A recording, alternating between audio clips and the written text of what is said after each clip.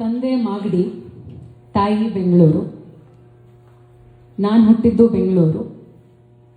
21ನೇ ವಯಸ್ಸಿಗೆ ವೈವಾಹಿಕ ಜೀವನ, 25ನೇ ವಯಸ್ಸಿಗೆ ವೈಧವ್ಯ, 30ನೇ ವಯಸ್ಸಿಗೆ ರಾಜಕಾರಣ, 35ನೇ ವಯಸ್ಸಿಗೆ ವೇದಿಕೆ ಮೇಲೆ ನಿಂತು ನಿಮ್ಮನ್ನೆಲ್ಲರನ್ನು ಉದ್ದೇಶಿಸಿ ಮಾತನಾಡುವಂಥ ಒಂದು ಸಣ್ಣ ಅವಕಾಶ.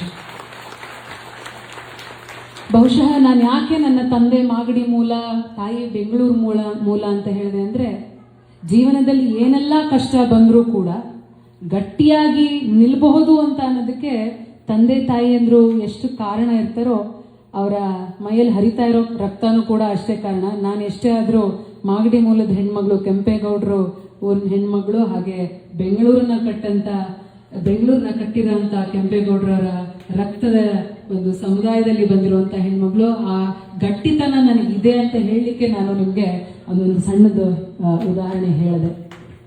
ಸಂತೋಷ ಆಗುತ್ತೆ. ನಮ್ಮ ಸಮುದಾಯದಲ್ಲಿ ಹೆಚ್ಚಿನ ಪ್ರಾಮುಖ್ಯತೆಯನ್ನು ಬರೀ ಪುರುಷರೇ ತೆಗೆದುಕೊಳ್ಳುವಂಥದ್ದು ಸದಾಕಾಲ. ಯಾಕಂದರೆ ನಾನು ಅದೇ ಸಮುದಾಯದಲ್ಲಿ ಬೆಳೆದಿರೋವಂಥದ್ರಿಂದ ಹೇಳ್ತಾ ಇದ್ದೀನಿ, ಬಹಳ ಕಿರಿಯೋಳಿದ್ದೀನಿ, ಆದರೂ ಕೂಡ ಹೇಳ್ತಿದ್ದೀನಿ.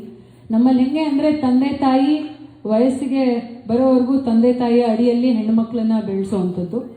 ವಯಸ್ಸಿಗೆ ಬಂದ ನಂತರ ಬೇರೆ ತಂದೆ ತಾಯಿ ಬೆಳೆಸಿರೋ ಮಕ್ಕಳಿಗೆ ತಮ್ಮ ಹೆಣ್ಣು ಮಕ್ಕಳನ್ನ ಕೊಟ್ಟು ಮದುವೆಯನ್ನು ಮಾಡಿ ಒಂದು ನಂಬಿಕೆಯನ್ನು ಇಟ್ಟು ಮಗಳು ಚೆನ್ನಾಗಿರಲಿ ಅಂತ ಹೇಳಿ ಕಳಿಸಿ ಗಂಡನ ಅಡಿಯಲ್ಲಿ ಕೆಲಸ ಮಾಡಲಿಕ್ಕೆ ಅಥವಾ ಗಂಡನ ಅಡಿಯಾಳಾಗಿ ಕೆಲಸ ಮಾಡಲಿಕ್ಕೆ, ಜೀವನವನ್ನು ಸಾಗಿಸ್ಲಿಕ್ಕೆ ಕಳಿಸುವಂಥದ್ದು. ನಾನು ಯಾವಾಗಲೂ ಬೇರೆ ಸಮುದಾಯದ ಹೆಣ್ಮಕ್ಳುಗಳನ್ನು ನೋಡ್ತಿದ್ದೆ, ನಮ್ಮಲ್ಲೇ ಸ್ವಲ್ಪ ಸ್ಟ್ರಿಕ್ಟ್ ಜಾಸ್ತಿ, ಅತಿಯಾಗಿ ಸ್ಟ್ರಿಕ್ಟ್ ಆಗಿ ಬೆಳೆಸ್ತಾರೆ ನಮ್ಮನ್ನು. ನಾನು ಯೋಚನೆ ಮಾಡ್ತಿದ್ದಾಗೆಲ್ಲ ನನಗೆ ಅನಿಸ್ತಿದ್ದು, ಬಹುಶಃ ಅವ್ರು ಆ ಸಂಸ್ಕಾರ ಕೊಟ್ಟಿದ್ದಕ್ಕೆ ನಾವಿವತ್ತು ಸಮಾಜದಲ್ಲಿ ಗಟ್ಟಿಯಾಗಿ ನಿಂತಿರೋದಕ್ಕೆ ಸಾಧ್ಯ ಆಯಿತು ಅಂತ. ಆದ್ದರಿಂದ ನಾವೆಲ್ಲ ಏನು ಈ ಸಮುದಾಯದಲ್ಲಿ ಇದ್ದೀವಿ, ನನಗಂತೂ ಬಹಳ ಹೆಮ್ಮೆ ಇದೆ. ಈ ಸಮುದಾಯದ ಒಬ್ಬ ಹೆಣ್ಣುಮಗಳಾಗಿ ಇವತ್ತು ಈ ರಾಜ್ಯದಲ್ಲಿ ಒಂದು ರಾಜಕಾರಣಕ್ಕೆ ಬಂದು ಕೆಲಸವನ್ನು ಮಾಡ್ತಾ ಇದ್ದೀನಿ ಅಂತ. ನನ್ನನ್ನು ಆಹ್ವಾನಿಸ್ಲಿಕ್ಕೆ ಗೌಡಸಾನಿ ಸಂಘದವರು ಬಂದಾಗ ನನಗೆ ಬಹಳ ಇಷ್ಟ ಆಗಿದ್ದು ಏನು ಅಂತಂದರೆ, ಅವರ ಏನು ಗಟ್ಟಿತನದ ಗೌರವಾನ್ವಿತೆ ಅಂತ ಹೇಳಿ ಒಂದು ಸಬ್ ಟೈಟಲ್ ಇಟ್ಟಿದ್ರು. ಎಷ್ಟು ಅದ್ಭುತವಾದಂಥ ಮಾತುಗಳನ್ನು ಜೋಡಿಸಿ ಒಂದು ಸಂಘವನ್ನು ಕಟ್ಟಿದ್ದೀರಿ. ಬಹಳ ಸಂತೋಷ ಆಗುತ್ತೆ ನನಗೆ.